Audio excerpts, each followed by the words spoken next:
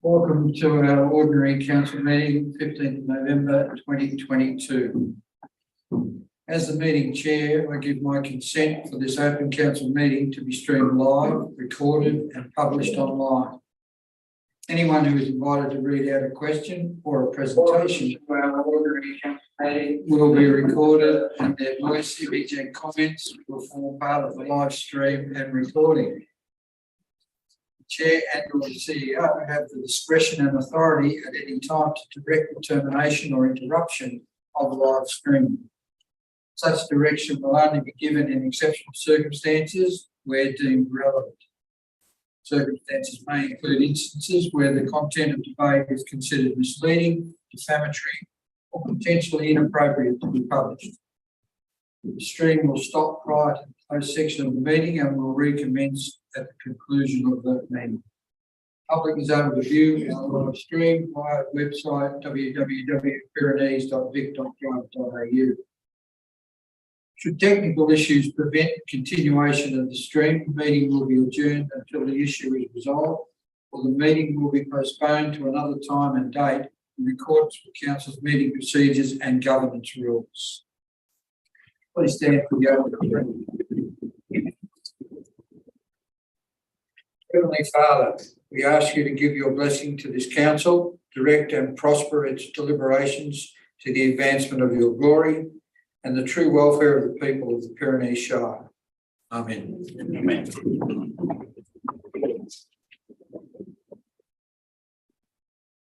We acknowledge the people past and present of the Wallarong, Jarjarwarong, Eastern Mara and Watchabollock tribes whose land forms the Pyrenees Shire.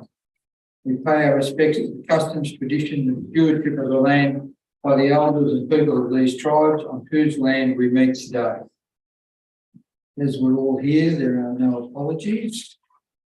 Any notice of disclosure of interest by councillors or officers? No notice. Thank you. Confirmation of the previous minutes, that the minutes of the ordinary meeting of council held on the 18th of October 2022, the closed meeting of council held on the 18th of October 2022, and the statutory meeting of council held on the 8th of November 2022, as previously circulated, councillors be confirmed. Moved Councillor Vance, seconded Councillor Keogh. All those in favour? Carried. Is there any business arising? None forthcoming. Public participation. Members of the public are encouraged to ask questions of council at ordinary council meetings. Members of the public may attend the meeting in person to verbally ask a question. All attendees must register by midday on the day of the meeting to ensure council adheres to the number of attendees permitted under COVID safe plan. To register, call 1300 797 363 or visit our website. Members of the public who are unable to attend in person can participate in question time by submitting their questions in writing either online, through council's website, by mail or hand delivered. The person can ask a maximum of 2 questions at any one meeting on any topic, and the questions and responses shall not exceed 5 minutes. Questions are to be received by 12 noon on the day of the meeting. Questions are read by the chairperson during public presentation. The chairperson or councillor or council officer to whom the question is referred may immediately answer the question or take the question on notice for the next ordinary meeting. Public submission. Members of the public may present a submission to council in the period immediately following public question time. Members of the public may attend the meeting in person to verbally make a submission. All attendees must register by midday under our COVID safe plan. Members of the public who are unable to attend in person or make a submission on any agenda item may do so in writing, either online through council's website, by mail or hand delivered. The chair will allocate a maximum of 5 minutes to each person who wishes to address council. Submissions are to be received by 12 noon on the day of the meeting.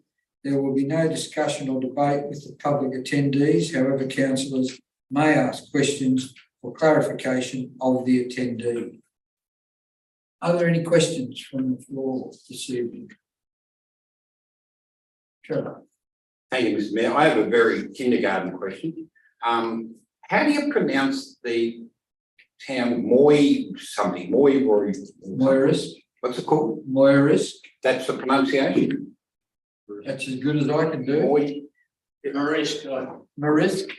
Okay. Thank you very much. Appreciate it. You're welcome. That's why I moved to a vote. I'm sure I could get it right. Thank you, Councillor Vance.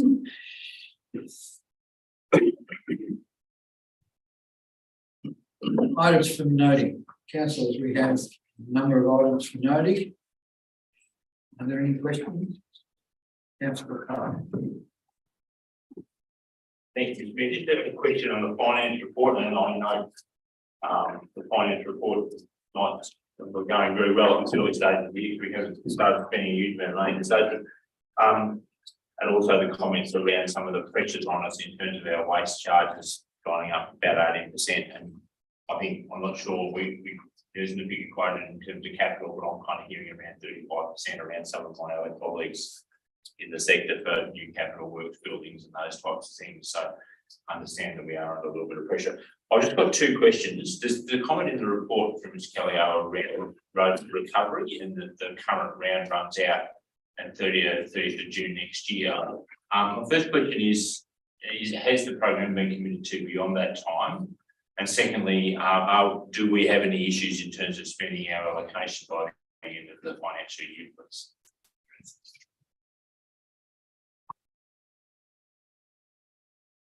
Mr. Nolan. To advise Councillor Clark that the program has been committed to by the Commonwealth beyond the end of this current program, which ends in June of next year. And I might have a go at answering the second question as well, and Mr. Gowans might like to add if he chooses to. Yes, there's an obligation on us to actually commit to spend the money, spend the allocation by 30th of June next year. And there is some risk that we are managing at the moment, Councillor Clark, and that risk, one of the major projects that is at risk is the completion of a substantial bridge on the Beaubecarn Road. Now, this site is one of the sites that has been impacted by the recent flood event. There's some major scouring there, and Council has let a contract to build another bridge on adjoining that site. We are in the process of preparing tenders to go to tender to have contractors construct that bridge, but there is a risk to Council that we may not actually realise a tenderer that's able to do the work within the allocation, and it averts to the fact that the escalation in capital costs has been in the order of about 30% in recent times, and that's one of the risks that is managed to be managed. Mr. Gowans has given consideration to that risk and is looking at some alternative ways of having those funds expended by the 30th of June, should that not be possible with the bridge, but also looking to communicate with the Commonwealth around the impact of the recent flood event on our ability to extend those funds. And we would expect that the Commonwealth would be receptive to that request because of the impact that flooding has had across the country. We wouldn't be the only council impacted by the ability to get on and get works done as a result of the flood. So we will look to manage those risks, but there is a significant risk that we may not get that money spent at that time. Mr. Gowans is he and his team are giving a best effort to prepare a program to do that. Appreciate that. Thank you, Councillor. Any other? All right. Have a recommendation that Council moves this report. Move Councillor Clark, second is Councillor Ferrari. All those in favour? Carried.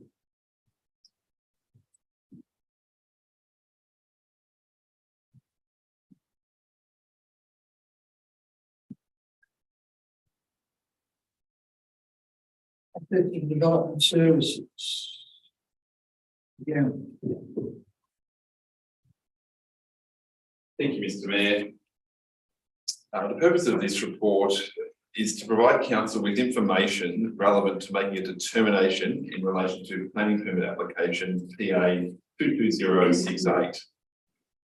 And this is for the demolition of existing buildings and fencing and development of 2 dwellings and in a 2-lot subdivision on land at 94 Rutherford Street, Avoca, which is very close to this location. The application was advertised and council received 1 objection. The subject site is located on the eastern side of Rutherford Street at a central point between Russell Street to the north and Cambridge Street to the south. The site has a secondary frontage to Barnett Street, and the site is located just outside the Avoca town centre. The rectangular shaped site has a frontage of 20.12 metres to both Rutherford and Barnett Streets and a depth of 50.29 metres, giving an overall area of just over 1,000 square metres.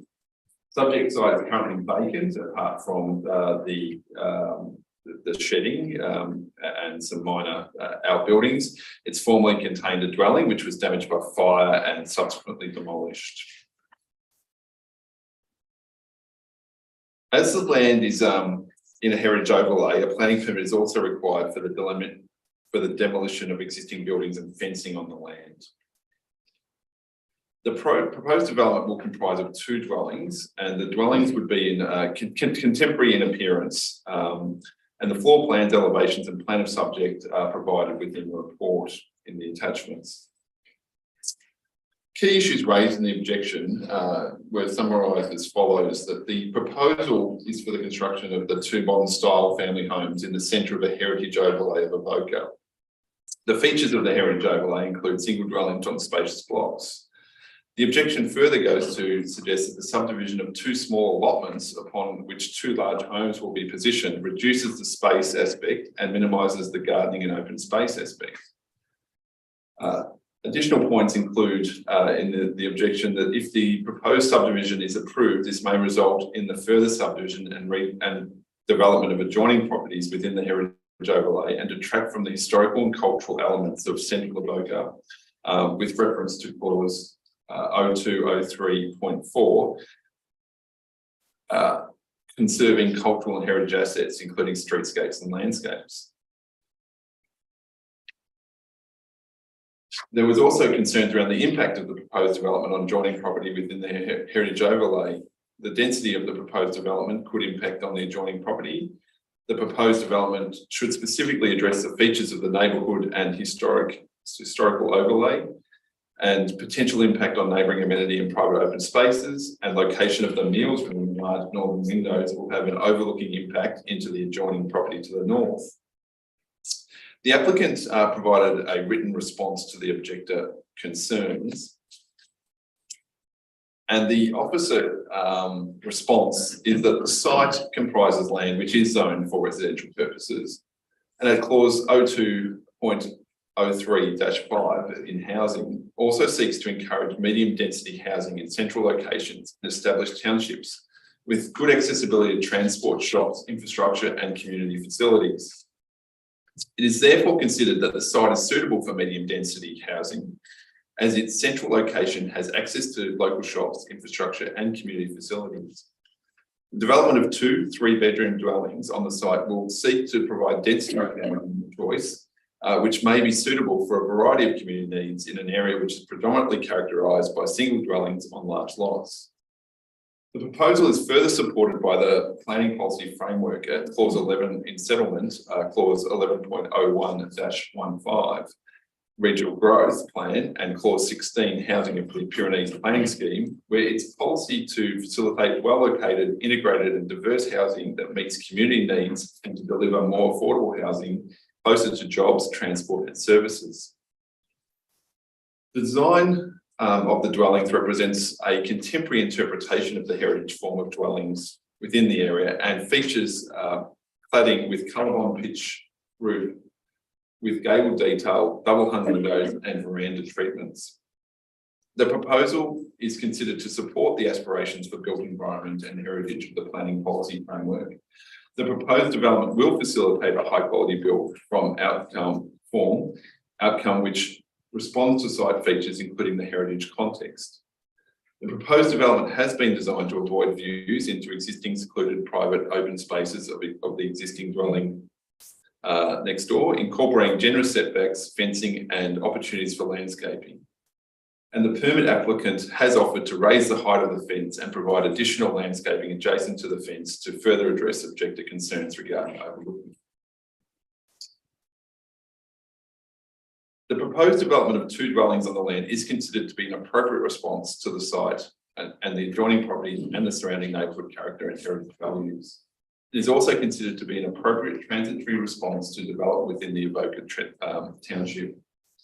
Therefore, it's the officer recommendation that council issues a notice of decision to grant a planning permit for the land located at 94 Rutherford Street, Avoca, for the partial demolition and alteration and additions to a dwelling site subject to conditions.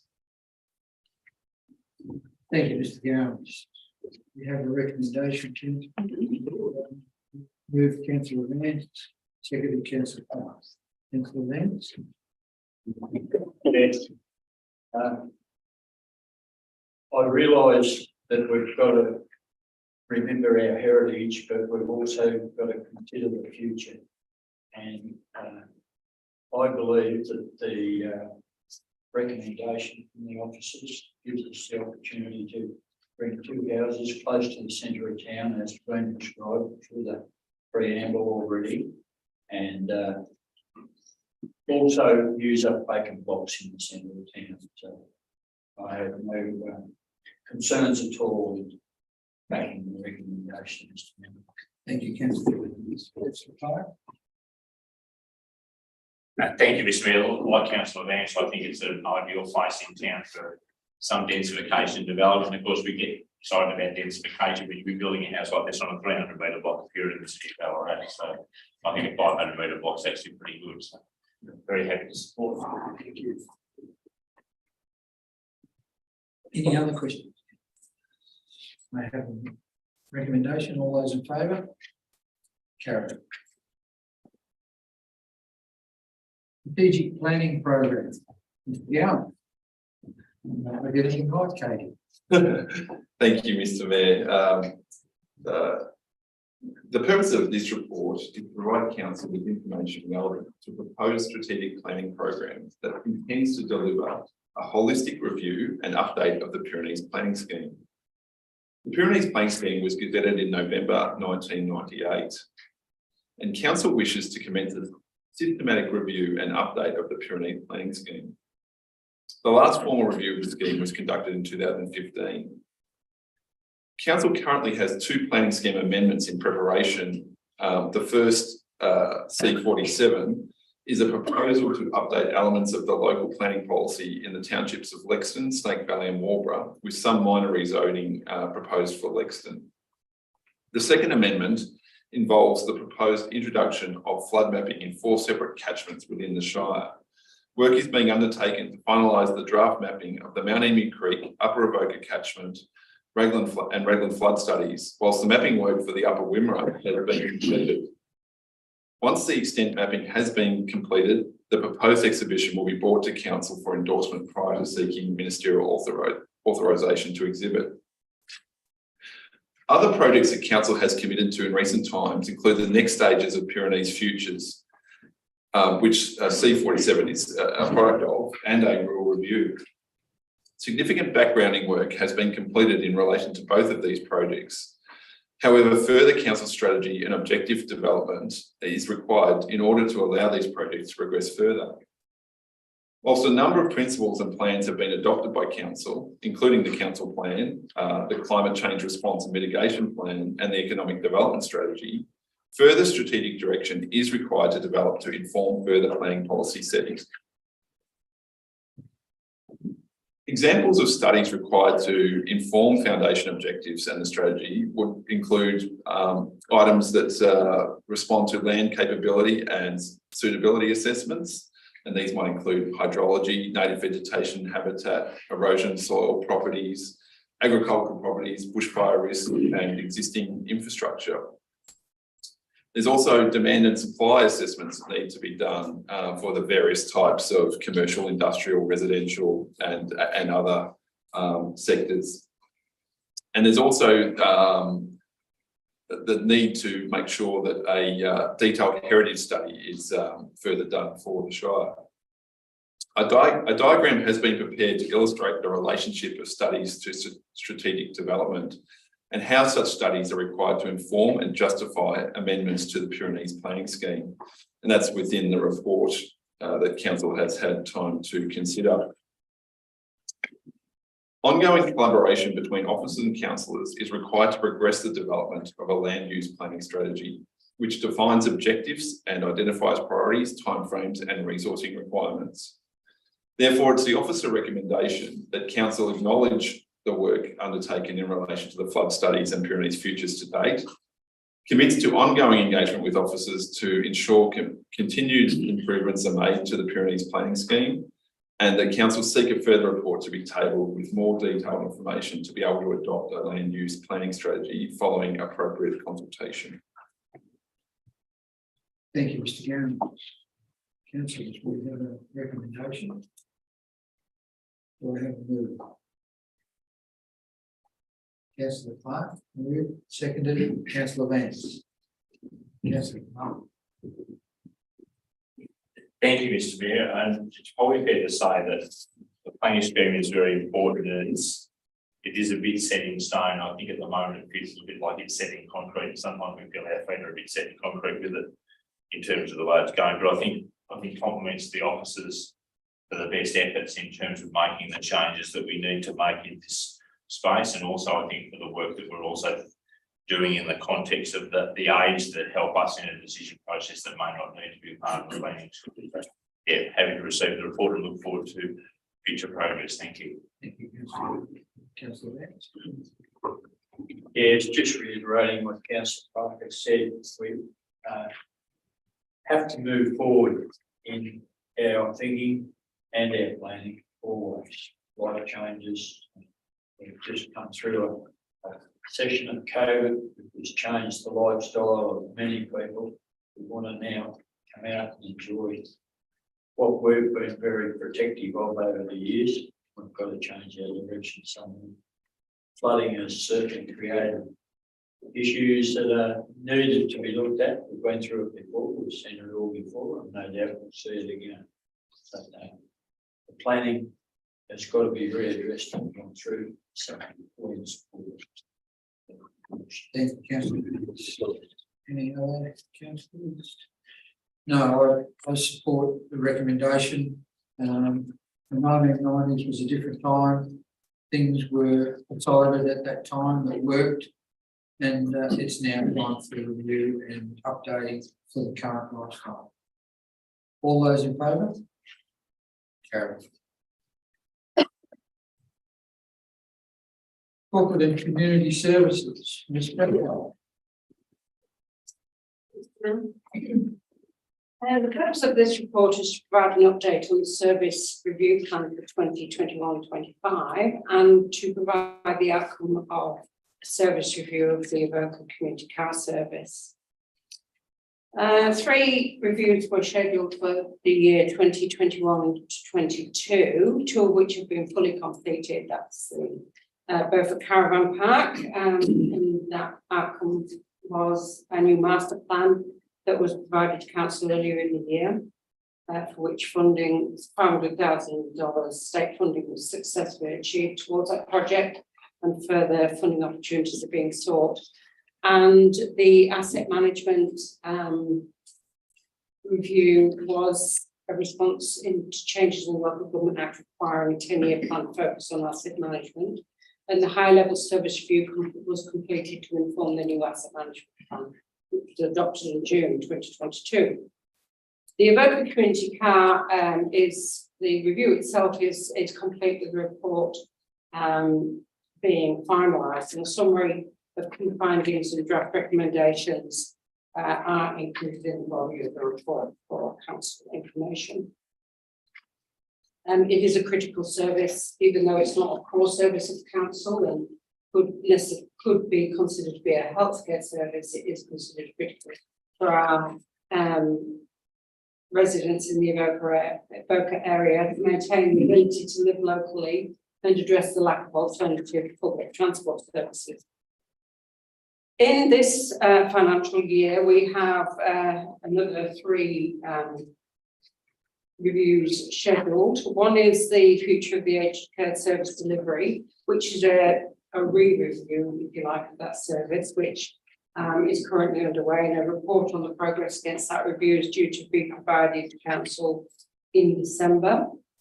The other 2 reviews that are undergoing at the moment are of the corporate services directorate, one about information management and one for governance, risk and compliance. And those 2 reviews are very closely aligned because information management is managed at the moment across both departments. So we're looking to amalgamate those in the future, or at least looking as to whether that's the way that we want to recommend.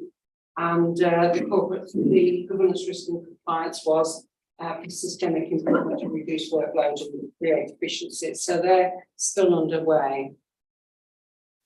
There are 3 changes to the future service review programme that we're putting forward for council approval tonight. One is that the service review of operations and works was proposed for 2023. Following the October 2022 and now November 2022 flood event, it is necessary that focus begins on flood recovery and the restoration of damaged critical infrastructure. It's therefore considered that this review be removed from the programme and deferred to a future date to be determined once the recovery work substantially being addressed. It is likely that recovery work will take at least 12 to 24 months. The other request is that a service review of community wellbeing and development was also proposed for 2024.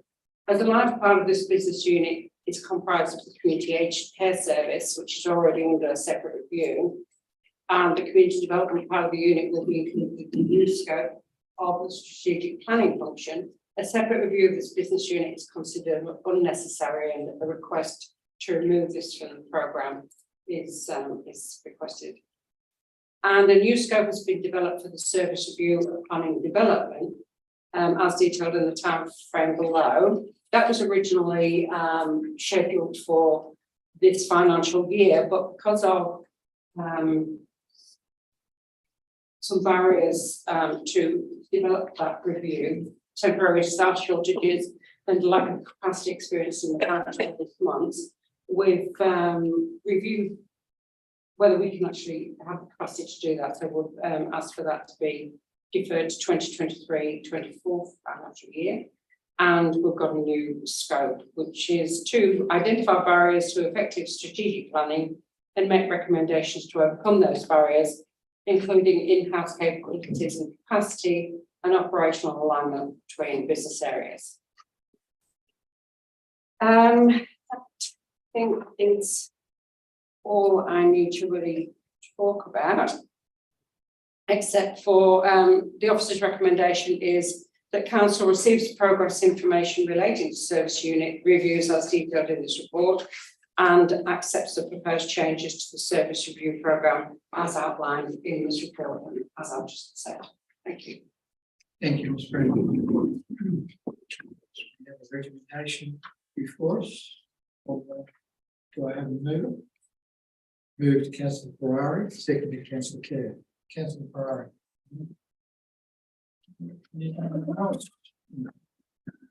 Thank you, Ms. Brennan, for the input. I have to say, with regards to the Avoca car, I agree totally with the report. It is a significantly important ability for Avoca and needs really deep thought as to how we may improve it. All those in favour? Thank you. Dan project, NBN emergency connectivity upgrade project, Ms. Brennan. Thank you, Mr. Mayor. This report is to advise the council and the Pyrenees Shire community on the successful completion of the project to strengthen telecommunications against natural disasters, which is what stands for. Following Following the events of the 2019 bushfire season, NBN co-worked with the federal government to enhance telecommunications resiliency. And this resulted in a 37.1 million federally funded program to strengthen telecommunications against natural disaster. And a key part of that program was the allocation of 7 million to deliver up to 2,000 NBN satellite services to rural fire service depots and evacuation centres across Australia to provide redundant communications, including 320 small site installations in Victoria. And this meant that the federal government funded the installation of money costs of NBN satellite internet connection at each facility for the next 3 years, providing basic free Wi-Fi access to the public. So in May 2021, Council was asked to identify potential sites within the Shire for consideration. We submitted 20 buildings and for consideration and were really successful. It was really an incredible result because all 20 buildings were accepted for the programme. So 19 of the 20 installs were completed by the end of 2021, with the final installation delayed due to the complexity of the required design. That final installation was completed at Barclay Hall in August this year, and this now completes the programme here. The installations were overseen and supported by Council's ICT staff. So originally the programme was intended to deliver low quality internet connections at normal times that could be activated to full speed at times of emergency. In a pleasant end to the project, the federal government department responsible for the project authorised all sites to be at full speed all the time, benefiting users local to the facilities to better speeds than Telstra 4G. This means that the 20 nominated halls and they're listed in the report and recreation reserves are now offering speeds comparable to the fixed line NBN fibre to the node, but doing so over satellite.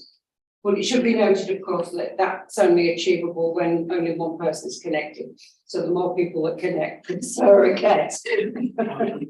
But it should be sufficient for general use, like apps, web browsing, social media, and Wi-Fi calling, but probably wouldn't be any good for streaming TV. Generally within a 50-metre radius of the building. So it's still an improvement that people can go to these buildings and log on in places where they wouldn't be able to. And there's instructions on the buildings on how to connect. So we just in conclusion, this project strengthened our telecommunications for 20 of our regions that didn't have it before, and it is on all the time now instead of just during an emergency. I don't know who's going to turn it on in an emergency, but yes. So the opposite recommendation is that Council notes this report and promotes the STAND project as you are out and about to improve satellite NBN telecommunications. Thank you. Thank you, Ms. Bramwell. Moved Councillor Kerr, seconded Councillor Clark. Councillor Kerr. Thank you, Mr. Mayor. I just again noting this report is a great project. This is giving access to many of our residents across the Shire, which is so essential, particularly in emergency and in situations we find ourselves in at the moment. And so it's wonderful that there's able to be updated, so we certainly promote that. But we also want to take note that there are still some areas that we want to still work on, making sure we don't have any black spots across our Shire. So we thank you for that, and we'll continue working for our residents in that area as well. Yeah, thanks, Mr. Mayor. And I'd like Councillor Cowan and certainly echo. It's a really good program to have this in all 20 of our communities in that sense. And I think some credit, Ms. Bramwell, is due to you, but I think a fair bit of credit is due to Scott Wright, our ICT manager. I think in the context of he actually saw it and took the initiative on behalf of the community to actually do this. And we've got one in every 16 facilities in this whole state. That's the advantage of having someone with a bit of initiative and a bit of drive. So I think that's a really, really great outcome in the sense of things. But one thing I'm mindful of is that we've now got facilities there, but they're only good if there's electricity. Now, I don't think we need to get 20 generators for each community, but we might need to just do a think about whether we do have a little strategic pool of 5 or 6 generators, or we talk to the CFA that they would have a generator and be in a position to support a local community at some stage over the next 6 months, just to kind of make sure, because it's really fantastic if you've got power. I think that's probably our next step, to make them absolutely, if it makes it a place where you can go safely and communicate to your loved ones that we're okay, we're at the Barclay Hall, we're safe, we're at the Amby Hall, we're all good, whatever is a fire or a flood. And that's probably just the next missing piece of the puzzle to give council, we just look at that for us to be true. Thank you, Mr. Clark. Any other? No. All those in favour? Carried. Instrument of appointment and authorisation. Ms. Bramwell. Thank you, Mr. Mayor. We have the role of building inspector in council has recently changed, with Mr. Nick Gooding being appointed in that role. For the officer to fulfil the full requirements of the role, an instrument of appointment and authorisation is required to delegate this authority from council.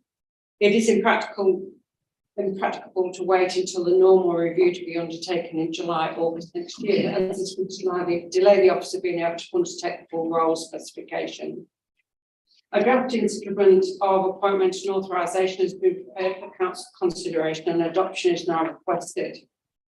And it's the officer recommendation that council, in the exercise of the powers conferred by the Local Government Act 2020 and other legislation referred to in the attached instrument of appointment and authorisation, resolves that they be delegated to the officer appointed in the role of inspector the powers, duties and functions set out in the instrument of appointment and authorisation, subject to the conditions and limits specified in that instrument.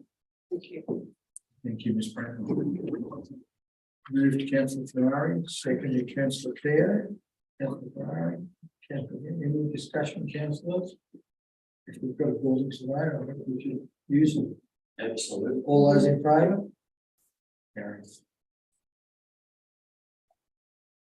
Flood update.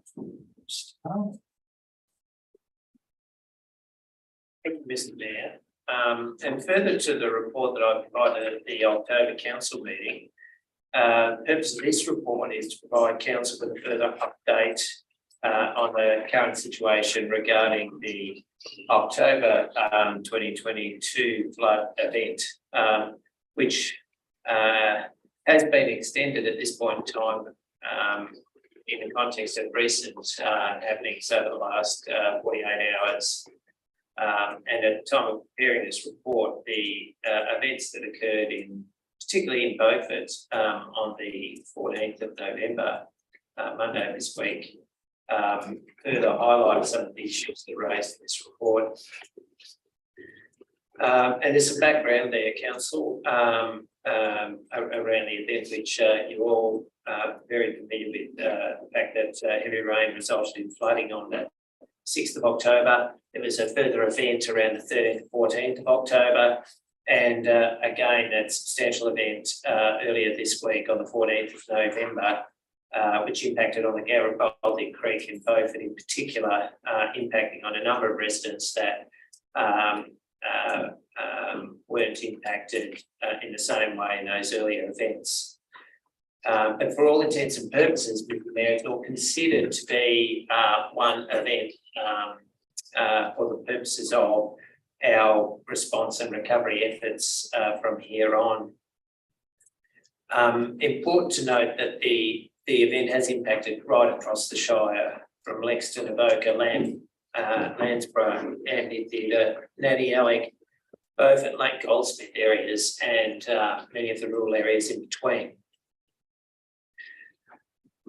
One of the significant issues that had to be managed here is in the context of the impact of the statewide flood event on available resources from an emergency management perspective, and particularly in respect of the control agency, the SES, who have done a remarkable job across the state unfortunately, that has meant that Pyrenees, to some extent, has been a little bit left to our own devices because the SES resource has been inadequate to be able to cover the whole state. And I think the broader community can appreciate the fact that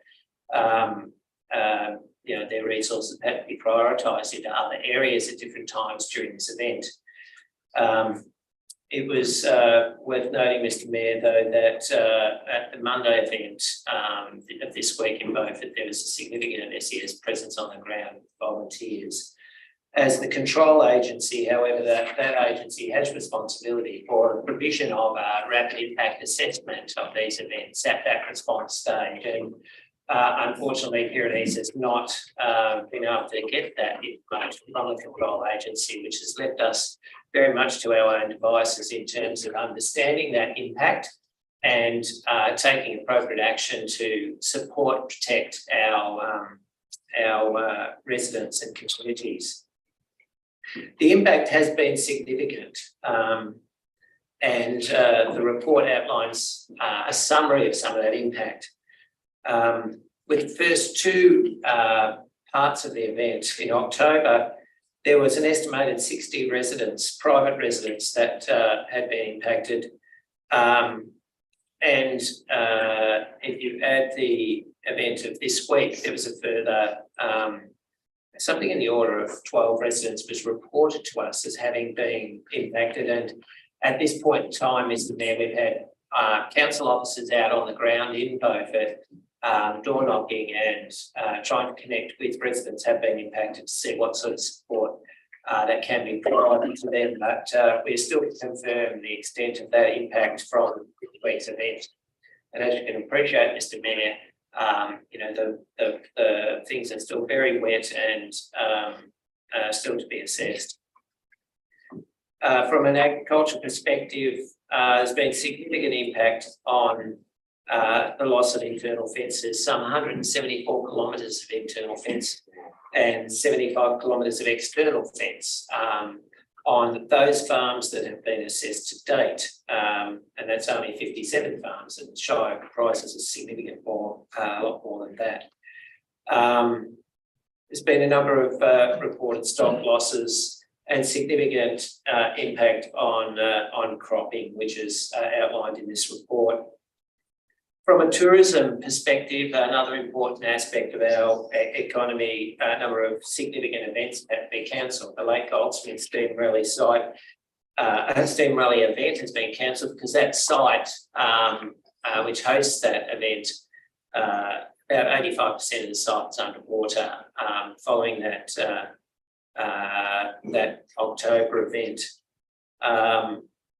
The October races, as we know, the October Gold Cup was cancelled, and the Beaufort Agricultural Show at this stage has had to be postponed, and I'm happy to say that the Agricultural Society is looking at another date early in 2023.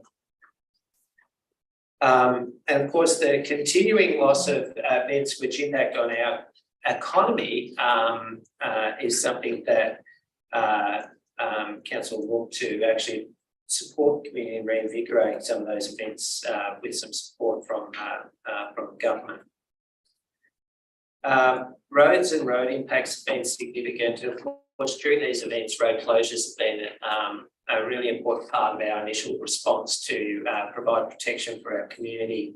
Of course, the fact that this event's been really widespread has meant that we've had to give our best efforts to do that with the resources that we have.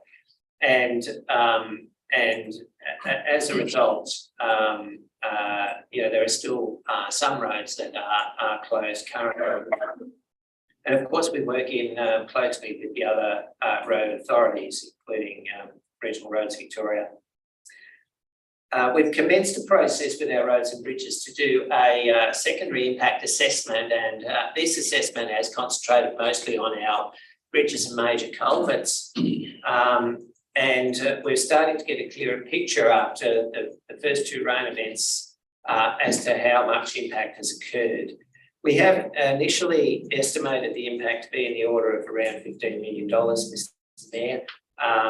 of course, we're not able to get a clearer picture of that till there's been proper assessment. But it's fair to say that there has been a large number of sites on our roads from the very north to the very south Shire.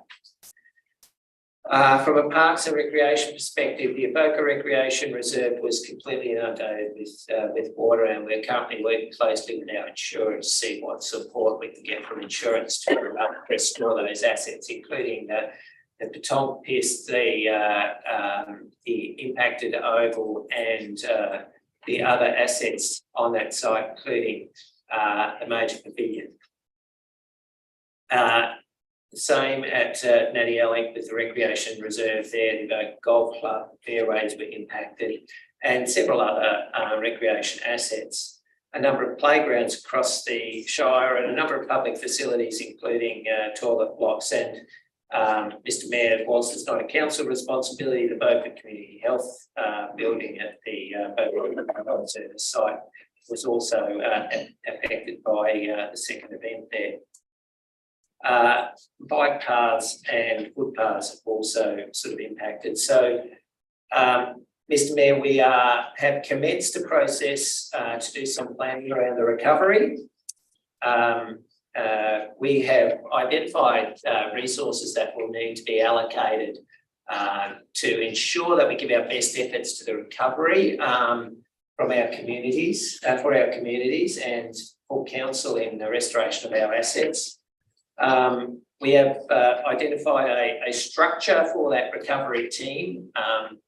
At this stage, that is a work in progress, and we're in discussions with the relevant funding agency to seek funding for that structure. Now, the early indications from the funding agency is that not all those positions, as reported in this document, Mr Mayor, are eligible for funding under the current arrangements that exist, and we're looking at alternative funding arrangements and potentially some rationalisation of those positions as reported in this structure. But the key message, Mr Mayor, that our aim is to set aside a recovery team that gives our best effort to ensure that we work with our communities and with our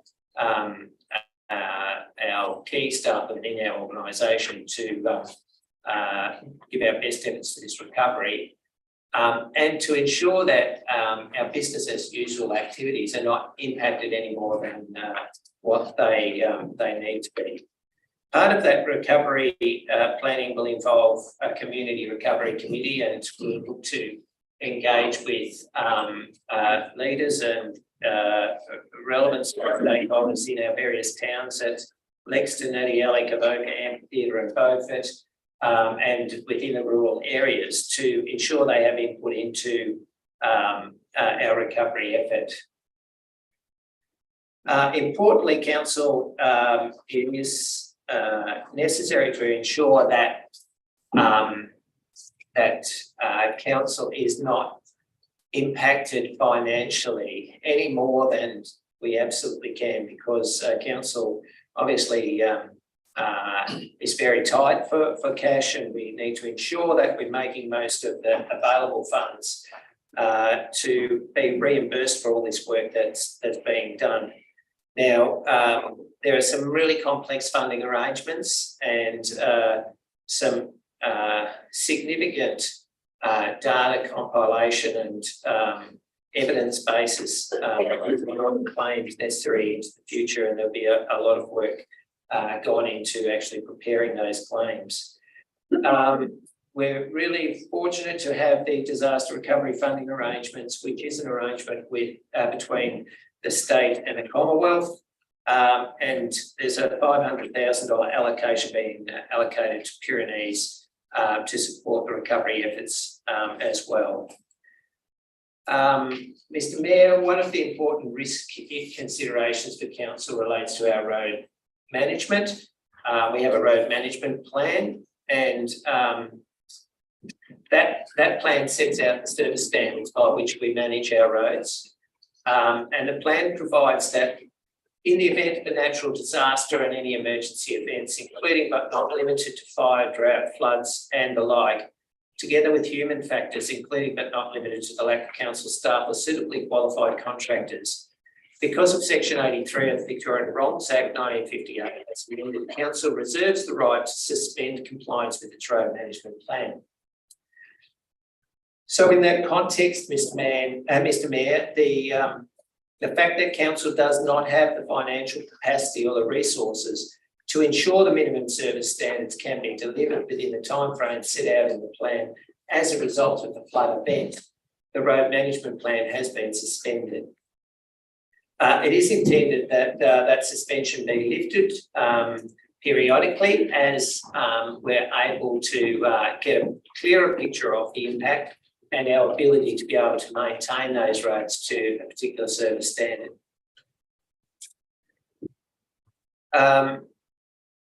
In respect of the recovery planning, part of the effort will be to develop a plan, and this is a long-term plan, and we've commenced that process. One of the elements in terms of moving towards recovery is a transition to recovery document. This is a document that is signed off by both the control agency, in this case is the SES, and the council, who is the recovery agency. And at this point in time, that transition to recovery has not been signed. And generally, as for the reasons I mentioned earlier about the lack of data and provision, that impacts on our future ability to make financial claims for our recovery efforts. And so to that extent, we're looking to finalise that transition to recovery, which will include the most recent event in the near future. Mr. Mayor, there's some further information in this document about funding and support programs. I think it's also worth mentioning the importance of supporting our communities and our impacted residents in particular. I do encourage any residents or farmers who have been impacted by the various events over the last 6 weeks to make contact with council, and also to make the most of the funding and support available through the various government provisions that have been made available. Mr. McKeegan, our communications coordinator, has done an excellent job in compiling a lot of that information that now sits on our website. And I do really encourage residents to make contact. Mr. Mayor, a number of residents have not registered their details with council, and we will continue to support residents as best we can. In summary, Mr. Mayor, I've made a number of recommendations here for council to consider. Firstly, the council acknowledges the significant and widespread impact of flooding across the Shire due to the October event, which extends to the 44th of November, and that council supports the response and recovery actions outlined in this report, including the suspension of the road management plan.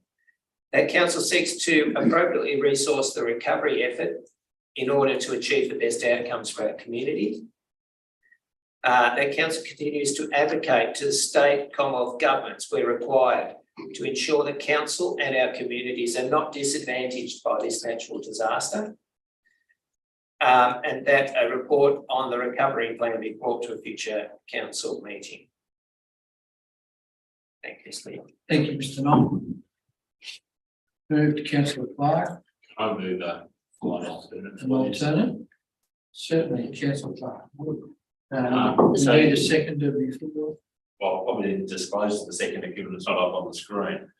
So that would help. So noting Mr. Nolan's points around the disaster relief arrangements, I'd like to add a specific point around the disaster relief arrangements. Just we do some lobbying in that context. That's effectively the essence of the change.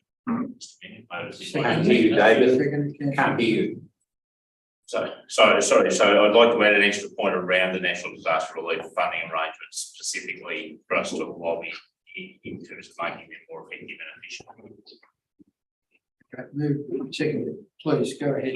Thank you, Mr. Mayor, and I think Mr. Nolan's given us a pretty comprehensive report on those kind of things, and I don't mean to be flippant, but I know the Beaufort Show are talking at the moment about having the Beaufort Aquatic Show.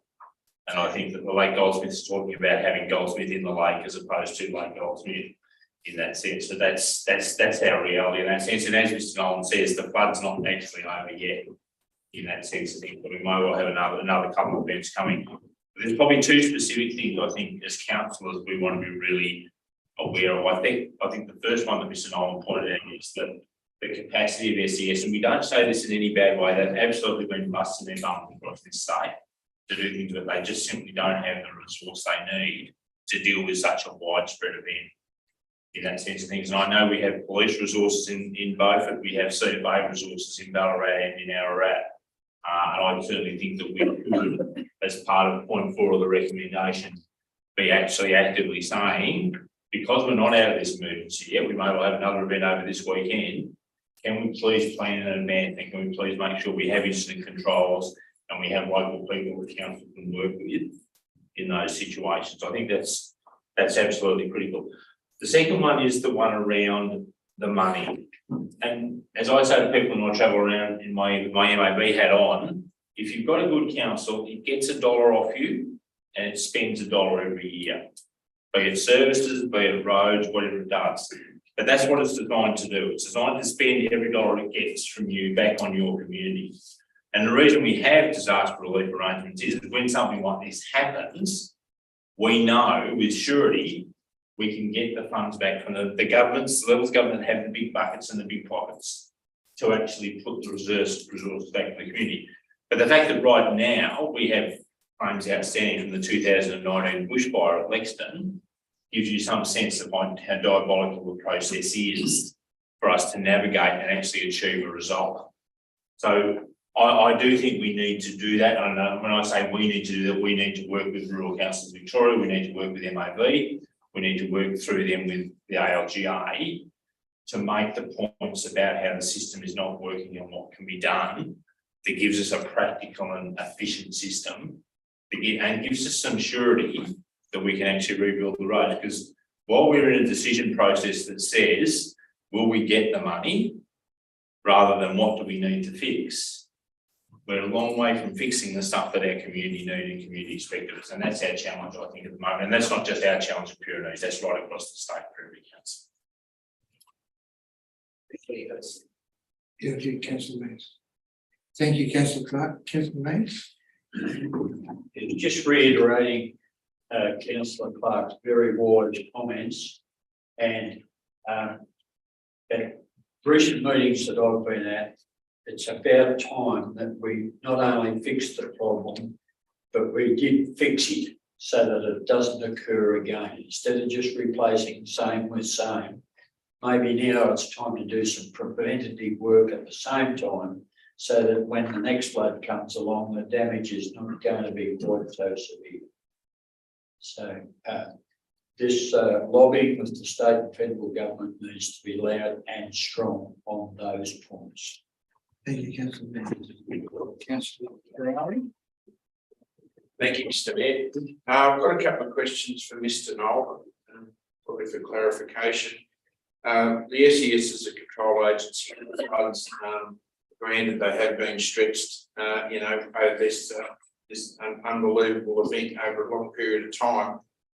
Nonetheless, the community expects a satisfactory level of response. So specifically in relation to some previous things, but what happened at the Garibaldi Creek in the last day or so, if we're not satisfied that we've got a proper response and that the resources weren't coordinated properly, can we please make contact with the Municipal Emergency Response Coordinator and get him to source a response regarding the appropriate levels of management and coordination, and also ensure that we get timely impact assessments, because that's what holds the process up so many times.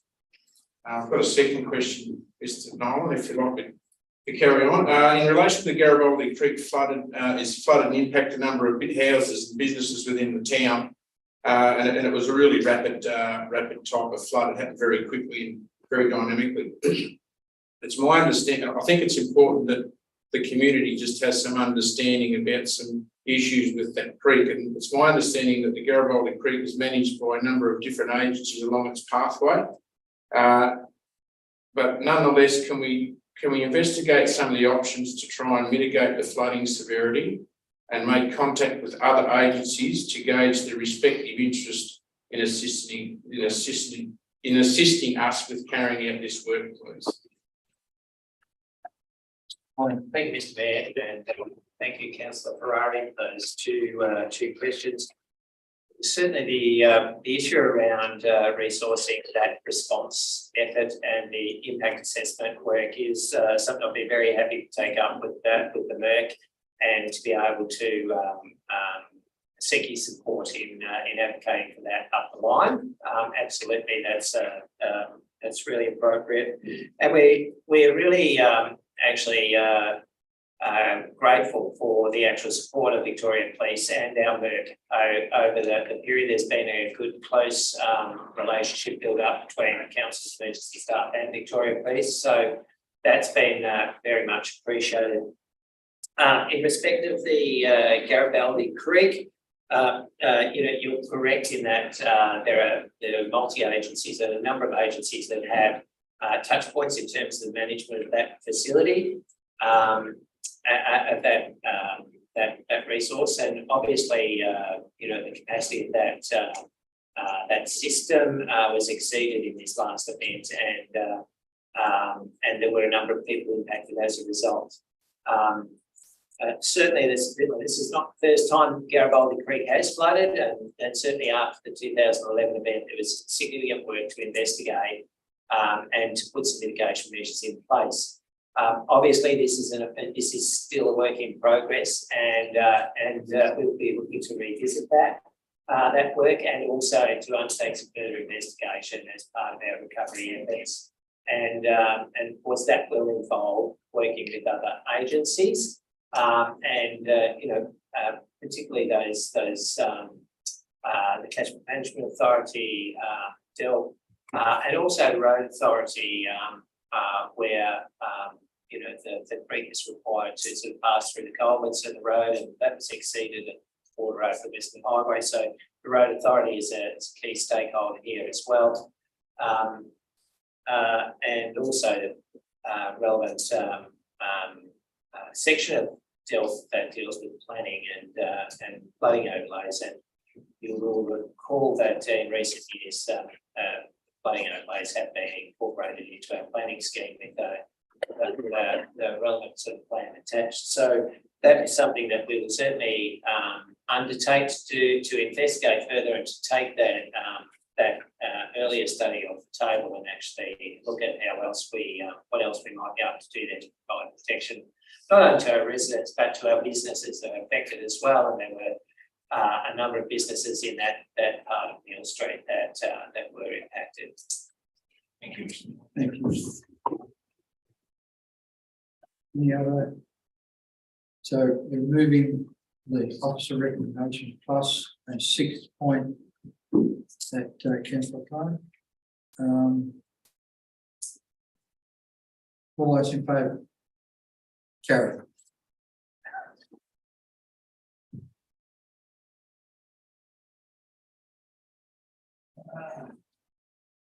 Housing strategy, Mr. Nolan. Thank you, Mr. Mayor. The purpose of this report is to seek Council's endorsement for a housing strategy for Pyrenees Shire. Council has a history of working in this space, Mr. Mayor, and Corrie Park Estate is one of the projects that Council can be quite proud of over the years. It was an investment of $6 million on Council's behalf, which was fully recouped and created 100 lots for housing, and brought new residents into the community, created jobs, and made a significant contribution to the growth of Beaufort and Pyrenees Shire. Council's investment, of course, was as a result of effectively a market failure where there was a lack of investment by private investors into subdivision development within Beaufort. And that was in part due to the fact that it wasn't considered to be a profitable venture in small rural communities and compared to regional centres, and also because of the difficulty in attracting finance for that sort of investment. Some further background, Mr. Mayor. In 2021, Council participated in the OPAN project. The OPAN project was a shared arrangement with the Rural City of Ararat and Northern Grampians councils, where we collectively came together and engaged consultants to undertake a housing demand assessment report.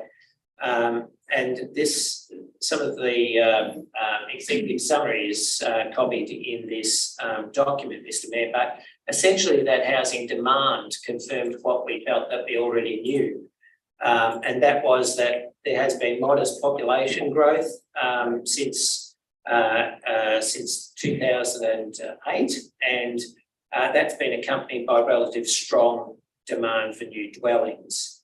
And of course, within the OPAN region, this requires significant and targeted initiatives to attract younger workers and provide additional housing to meet the needs of the changing population. Since then, also, Council has taken a further step to permanently expand at Burke Street, Beaufort, which is in a general residential one zone, with a view to supporting future housing development. Other matters of relevance, the Victorian Government has introduced a big house build and established Homes Victoria to oversee and implement a big to build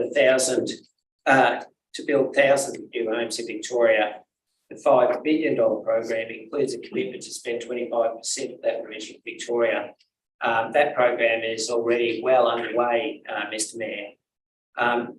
Further to that, in 2022, the Victorian Government was successful in its bid to host the 2026 Commonwealth Games. And one of the key requirements of hosting Commonwealth Games is to ensure there's adequate housing and accommodation expected to house the visitors and athletes during those events. And of course, the visitors are expected to be accommodated and hosted throughout the region. So there's an opportunity for the housing in response to that need that could be used for social affordable housing after the event. So that's just some background, Mr. Mayor.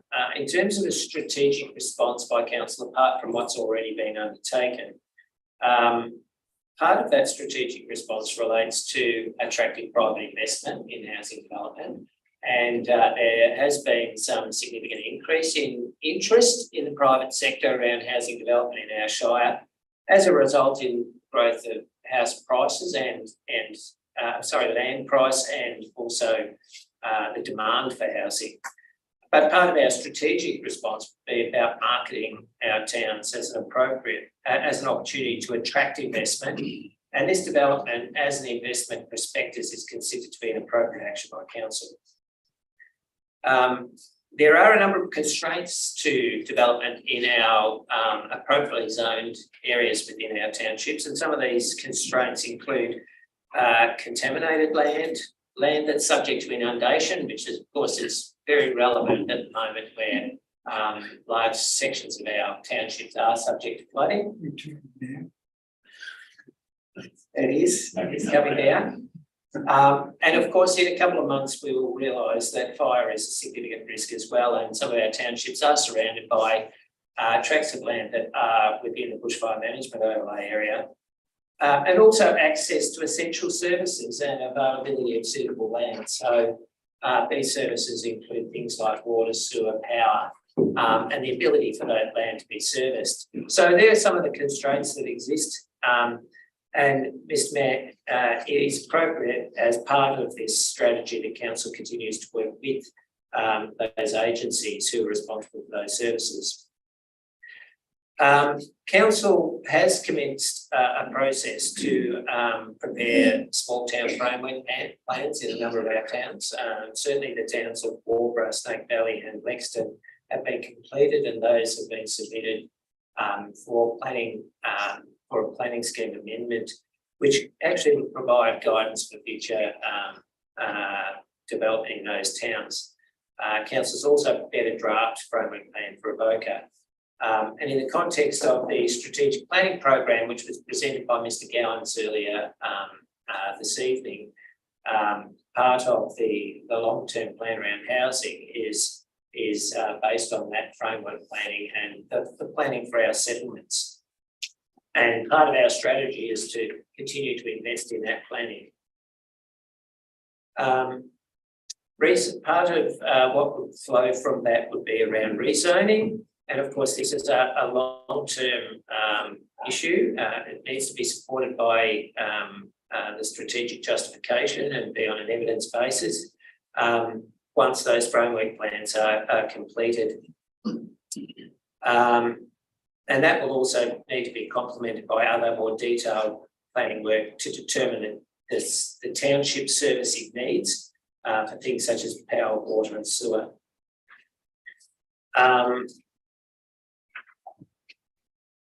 Servicing of residential land, developing a relationship with government agencies to undertake necessary planning. But servicing infrastructure will also be strategically important. We know that we have limited power supply in a number of our small towns, and that has been formed part of council's advocacy in recent years. And obviously, power is a major factor for housing development.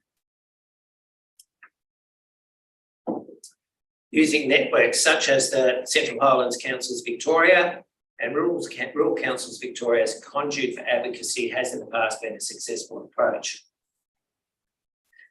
Infill development. Council has set aside a small budget to work with other agencies with a view to supporting landowners who may look to create infill development opportunities through the subdivision of existing house lots to create additional lots for housing.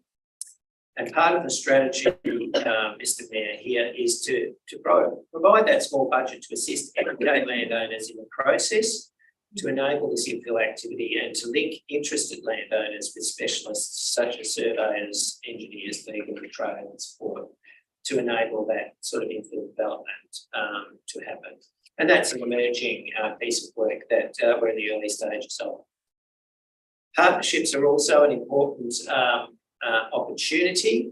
And in the report here, I've made reference to one of the housing associations, which is Homes Haven Safe.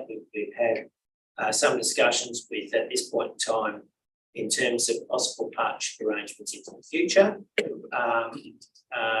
Unfortunately, Homes Haven Safe have not been able to present to council around some more of the detail around that. And that in part is due to the fact that they are significantly committed in that space right at the moment. But it's highlighted the fact that there are opportunities to get better outcomes for communities by engaging with specialists who've undertaken housing development into the future, housing development to support that further into the future. Mr. Mayor, there are some of the elements that I believe can support an appropriate housing strategy moving forward. I'm put that the recommendation that council endorses the housing strategy outlined in this report and refers to specific initiatives outlined in this report to the 23-24 budget process. Thank you, Mr. Norman. Councillors, we have a recommendation. Moved to Councillor Vance, secondly Councillor Ferraro. Councillor Vance. Thank you, Mr. Mayor. I believe the Pyrenees Shire has been on the front foot in this area right from the bounce when we first initiated Corridor Park, and it proved to be a very successful venture. Not a profit-making one in the sense that council reaped any large amount of profit out of it, other than that we brought citizens into our community, 100 new homes, so we're profiting on it. I heard on the radio very early this morning that the world's population has just hit 8 billion people. A lot of people. It's nice to know that some of them are coming our way, and the more that we can put in place to encourage more of that to happen, the better it will be for the communities that we live in. So I'm more than happy to support the report. Any other comments? All those in favour? Carried.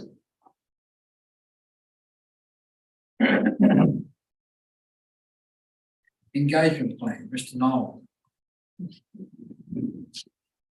Thanks, Mr. Mayor. The purpose of this report is to seek council endorsement of the annual engagement plan. In July this year, council considered and adopted a revised engagement policy and strategy reflective of council's intentions in its council plan. And that strategy provides for an annual engagement plan to be prepared to identify some of the specific activities for engagement over the next year. Thanks to Mr. McKeegan and the cooperation from a number of our sort of staff who are all involved in engagement in the various sort of services and projects that we deliver. A draft plan has been prepared and it's attached to this report.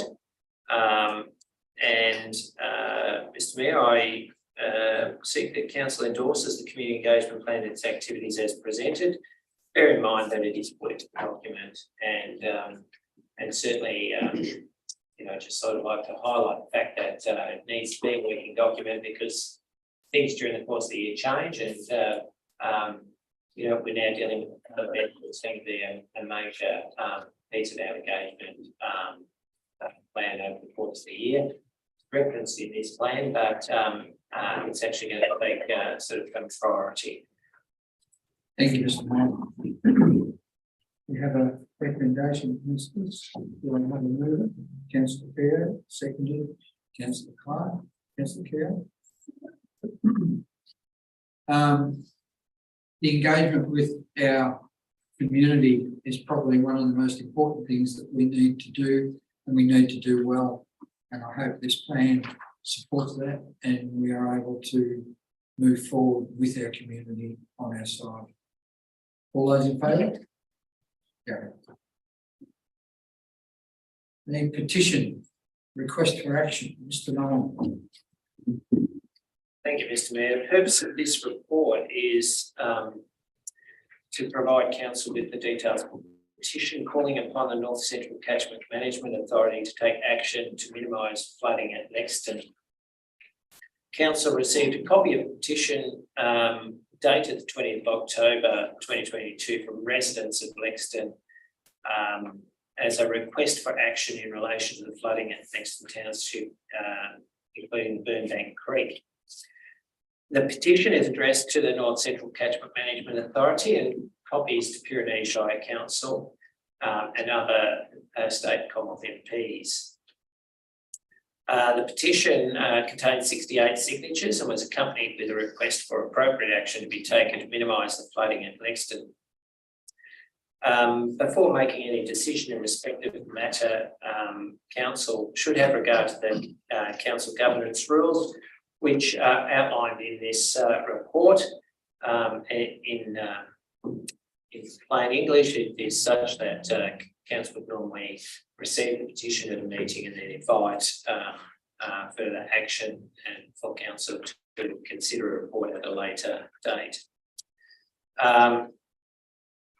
So, Mr. Mayor, obviously in this case, again, we sort of spoke earlier about the shared responsibility over waterways, and whilst this is addressed to the North Central Catchment Management Authority, council very much has an interest in this, and as a result, or in light of that, there's a recommendation that council receives the petition. Secondly, engages with the North Central Catchment Management Authority on the petition and requests a report be prepared, presented to a future meeting of council on the matter contained in the petition. Thank you, Mr. Noel.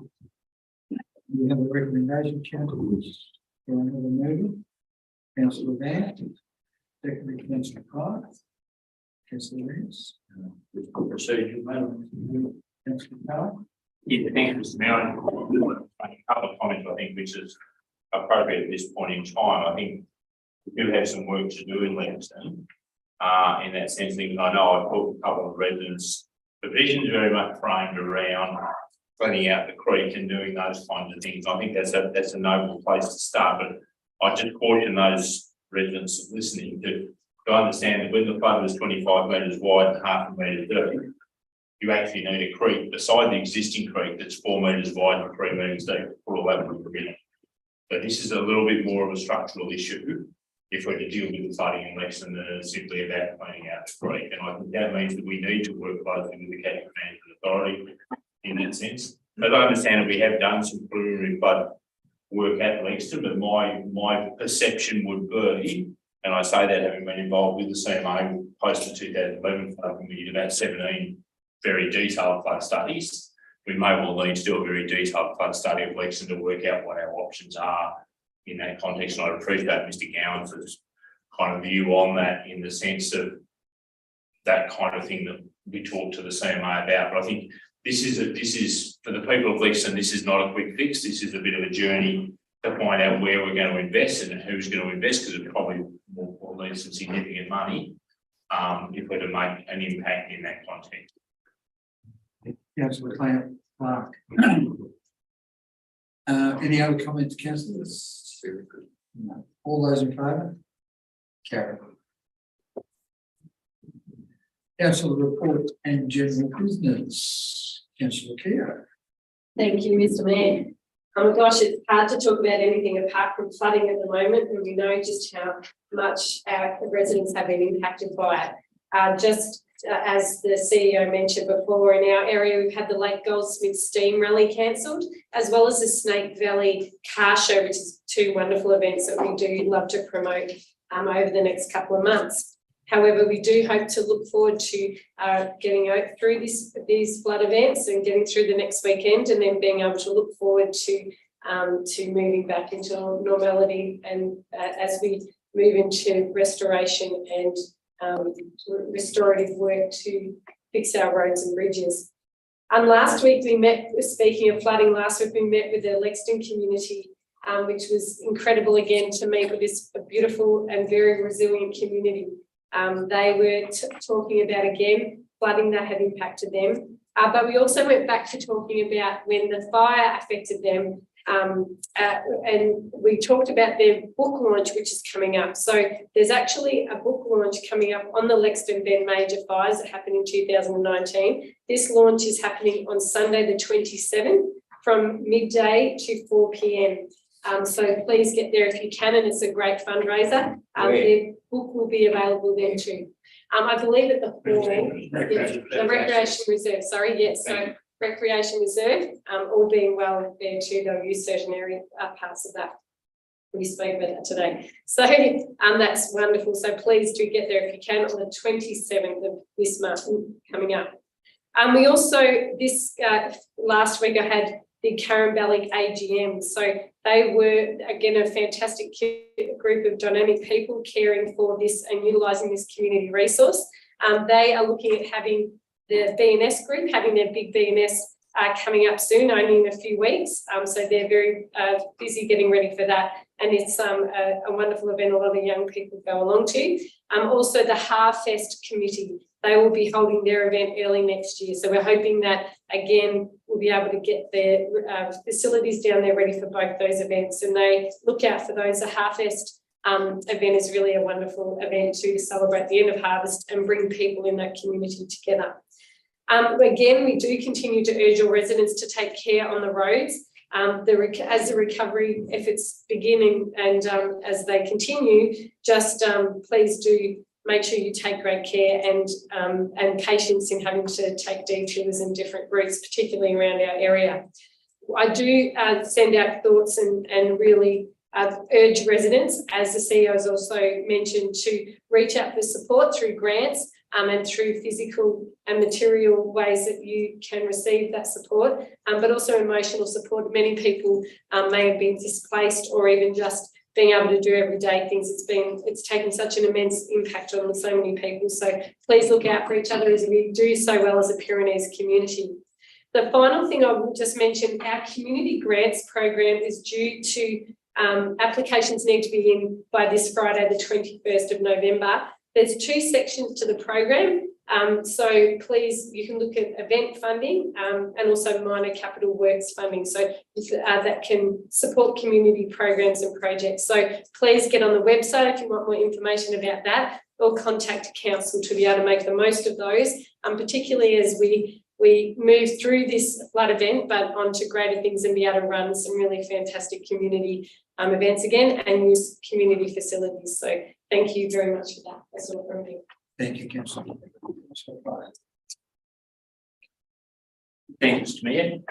Just a number of things from October. So obviously we had our planning day with the councillors and the council officers, and it's good to see that we continue to progress those matters. I was very pleased to attend Murray Walker's latest exhibition opening in Barrett Fine Art Gallery. Murray, of course, is a Beaufort resident, but also has property at Amphitheatre. Certainly a very well-known and very sprightly artist, but the fact that he's in his late 70s, he's still doing a terrific job with his work. As Councillor Cow said, we've been to Natty Yallock, we've been to Lexington, talking to our communities, and it's really great that they are so pragmatic and realistic about how do we deal with this stuff. I was at Waterloo Sunday afternoon with 3 others for the Waterloo Hall AGM, which, in case you're not sure, is the old fire shed on that block of land there. The water was 1 metre high. Basically, there's only about that much of the parliament fence outside showing out of the water when the flood was up.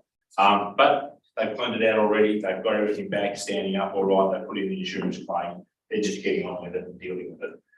On the MAB level, obviously, we've had our annual conference in our state council, and those were both really important events in those kind of things. And just to close, as Councillor Kerr said, on the 27th of November, all roads, all pigeons, all boats are headed to Lexington for the launch of the 2019 book. Thank you. Thank you. Councillor Vance. Thank you, Mr. Mayor. It must be the month for the AGM, so I had the privilege of chairing an AGM at the Amphitheatre, which was attended by 12, Councillor Clark. Excellent. And I felt a little bit run out because I was the only male there. There were 12 females attending. Lucky you. A very strong group. They didn't take, which was great. Like the other councillors, the Natty Cuppa and the Lexington Cuppa. By the Timber Towns Zoom meeting on the 20th of October, as well as the AGM at Amphi. Mostly just a report out of that is that the TIRES report has in its final draft, but it hasn't been released yet purely because there was a lack of information forthcoming from some councils as to road information that was required.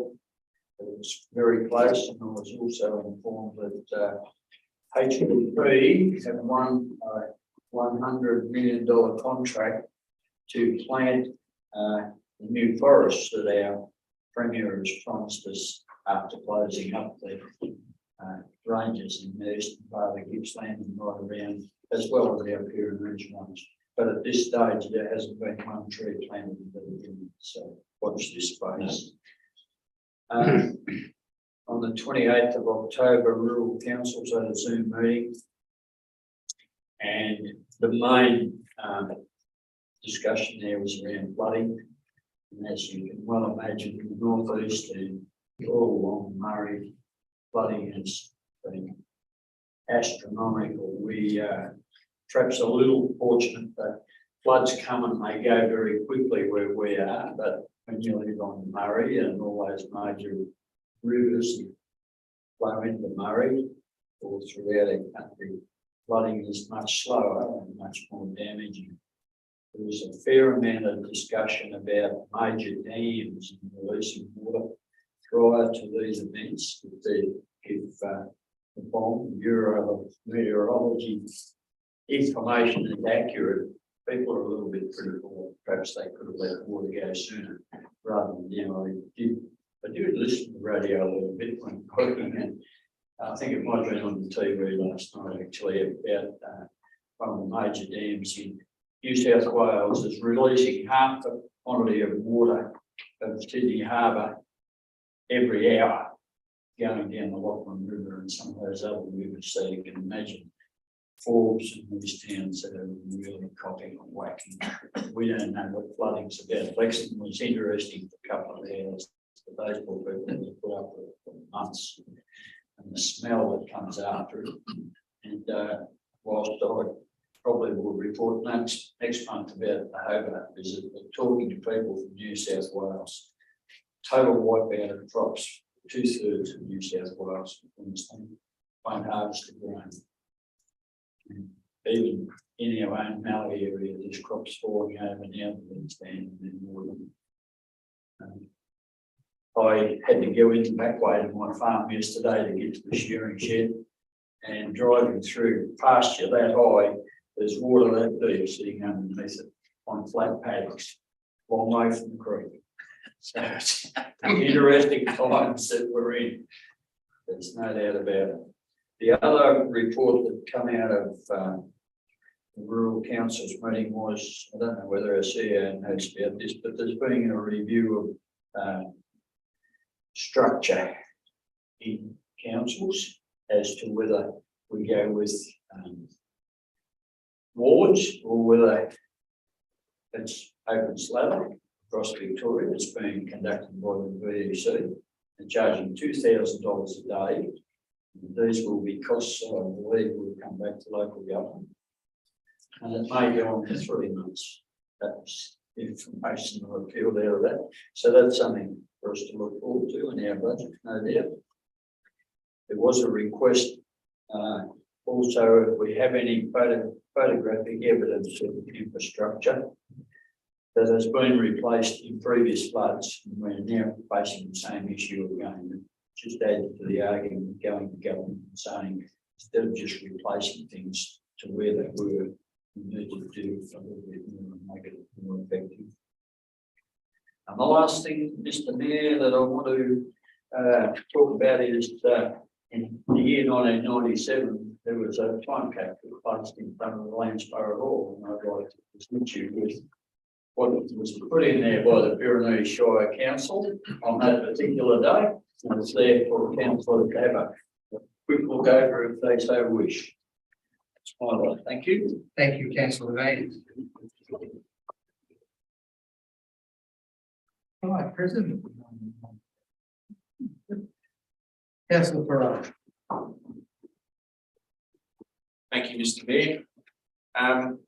Probably just want to start off to say that our councillor cuppers, since we started having them in the afternoon rather than the mornings or at lunchtime, appear to be more successful and we're getting more numbers turn up. And that's what it's all about, because the more people that turn up, the more we can engage and the more we find out, and then we can have that engagement and that conversation. So that seems to be working well. We hope it continues. So we'll continue to do that. Attended the old both primary school 60, where there was an announcement made by Martha Haler regarding some funding to the tune of 800,000 to develop a plan for that facility moving forward should Labor be re-elected. So that was really welcomed, and it was attended by a fairly significant amount of people. So that's really good news, and it's just, I'd like to just thank that committee that have been struggling along for probably around about 8 years, and they've kept at it, and they've tried different ways, but they've persisted, and their persistence and their hard work and their dedication looks like it's paid off. And yeah, wish them all the best, and just congratulations on the work that they've done, many hours. I attended a 80s night at the cricket club on the weekend. It was a fantastic event, and it was a dress up. They said it was all the 80s was all about big hair, and I was just concerned that in the 80s I did have some hair. So anyway, it was a fantastic night, and they had a really good band, and it just went off well. So congratulations to all those involved. Probably the last thing, just to finish off with the floods, certainly not the least, but I've just asked people to stay safe, and we've seen a number of and read about and hear on the radio people have to get rescued from the floods. So I just really want to reiterate, please do not go into flood waters. Do not put yourself at risk or others at risk. It's not only if you put yourself at risk, then someone you have to put someone at risk to come and save you. So please really take heed of the warnings. You don't think that the water's, you might think it's dangerous, might look calm on top, but underneath it can be troubling and certainly push a car. And I saw something recently down towards Stratham where I didn't think the water was going that fast over the road, but when I got a bit closer to where it was going over a bridge, it was actually lifting the tar up off the road like big sheets of carpet. So if it's got that much power to do that, imagine what it's going to do to a car or person or whatever. So please just keep that in mind and be very, very careful with what you do around the water. The SES is a control agency, so ring them if you've got an issue, and if it's an emergency, please ring 000. Continue to report your damage to the council and let us know about any issues. But again, I ask you, please just have some patience because it is an extreme weather event that's been going on for an extended period of time and it looks like it's going to continue, unfortunately. So, you know, all our resources are stretched. We can only do so much at any one time. We will get to you, so please report the issues, but just have a little bit of patience, considering the scale and gravity of this type of event. And I just, in finishing, like to congratulate the communities across our municipality for their resilience displayed during this extreme weather event. Like we've copped it from one end of the municipality to the other, and we're continuing to cop it. It's not, no one's singled out, it's pretty widespread. It looks like I said, unfortunately, it's going to continue. So please don't, it tests people that can test your resolve. So please don't hesitate to reach out if you're not travelling well, and keep an eye out for each other. And it's very much all right to ask someone how you're okay. Please, if you see someone struggling, reach out and help them, and maybe they might need some other help. But we can only be so resilient and at testing all of our resolve. So please don't hesitate to ask for help if you need it. Thank you. Yes. The CEO and I had a meeting with Senior Advisor to the Honourable Catherine King with regards to infrastructure matters around the Shire. We had a citizenship ceremony in the month where we inducted a number of people. That was very special for them and for me as Mayor. We also had a meeting with Martha Haylett and Anne Webster and had to divide our sensibilities because they all wanted to know what was going on with the flooding and so forth. So Anne drove down from Mildura, took 4 hours to drive down, spent half to 3/4 of an hour with me going around and having a look at the area around here and around the Boca, and then back in the car and home again. So she had some very interesting comments as we drove around and had a look at what was actually happening on the ground. Thank you, councillors. Thank you, ladies and gentlemen, for joining us this evening. Floods have been the topic of discussion for most of the night. And as Councillor Ferrari said, stay away from them. They are not for you to play with. They're a problem and they can only do you damage. Please stay away from them. I now close the meeting at 7:39. Thank you all for your attention and we'll see you next time. Thank you.